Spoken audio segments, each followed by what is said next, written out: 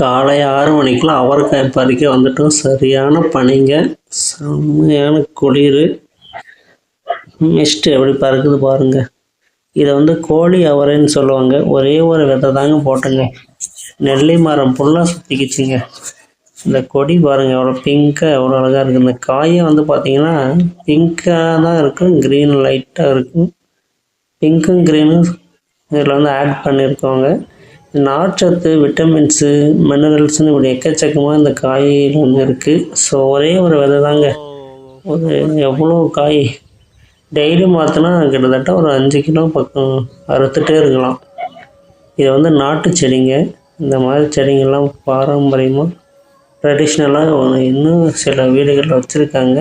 நம்மக்கிட்டையும் இருக்குது. வேணுன்றவங்க கான்டாக்ட் பண்ணுங்கள். உங்களுக்கு வந்து நாட்டு சீடை வந்து நாங்கள் கொரியர் பண்ணி விடுறோம். ஓகேங்களா? முடிஞ்ச அளவுக்கு இந்த ஹைப்ரிட் சீடெல்லாம் அவாய்ட் பண்ணுங்கள். நாட்டு விதைகளை, நாட்டு காய்கறிகளை, பழங்களை மட்டும் பாதுகாப்போம். ஓகேங்களா? ஹைப்ரிட் வந்து நிறைய வந்திருக்கு. ஏன்னா அது மகசூல் வருது, பெருசாக இருக்குதுன்னு சொல்லிட்டு அதே பயிரிடுறாங்க. அதனால் டிஎன்ஏ மாற்றம் செஞ்ச அந்த காய்கறிகள் சாப்பிட்றதுனால நம்ம உடம்புகளுக்கு நிறைய தீங்கு விளைவிக்கும். கரண்ட்டு கொடியில் ஸோ நாட்டு காய்கறிகளை மட்டும் வளர்க்கலாம். தேங்க்யூ. நம்ம சேனலை மறக்காமல் ஷேர் அண்ட் சப்ஸ்கிரைப் பண்ணிவிடுங்க. ஓகேங்களா? மறக்காமல் அந்த பெல் பட்டனை அப்படியே ஒரு தட்டிடுங்க.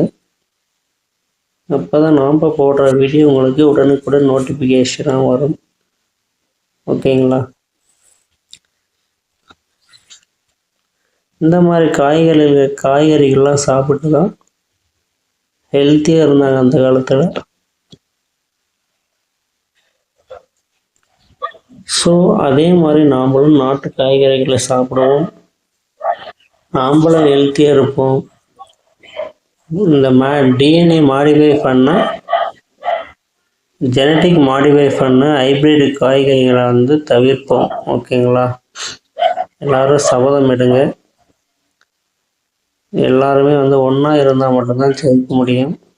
ஏன்னா கார்பரேட்டுக்காரன் தான் இன்றைக்கி விதையை ஃபுல்லாகவே சேல் பண்ணிட்டுருக்குறான். கிட்டத்தட்ட எல்லா வெளி கண்ட்ரிலேருந்து தான் வந்துட்டுருக்குது. எல்லா நாட்டு விதைகளையும் நீங்கள் அழிச்சிட்டிங்கன்னா ஒரு நாளைக்கு அவன் வந்து விதை வந்து கிலோ 50,000 சொன்னாலும் நீங்கள் வாங்கி தான் ஆகணும், 1 லட்சம் சொன்னாலும் நீங்கள் வாங்கி தான் ஆகணும். வேறு வழி இல்லை. ஏன்னா நாட்டு விதை ஃபுல்லாக அழிச்சிட்டான், ஹைப்ரிட்டு கொண்டு வந்துட்டான். ஸோ அதனால் அந்த விதைகள் எல்லாம் வந்து வாங்காதீங்க தயவுசெய்து.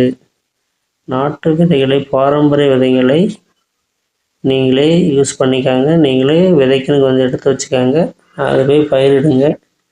ஓகேங்களா? விவசாயத்தை அழிக்கிறதுக்கு நிறைய கும்பல் காத்துட்ருக்குது. அதாவது ஹைப்ரிட் விதைகளை போட்டு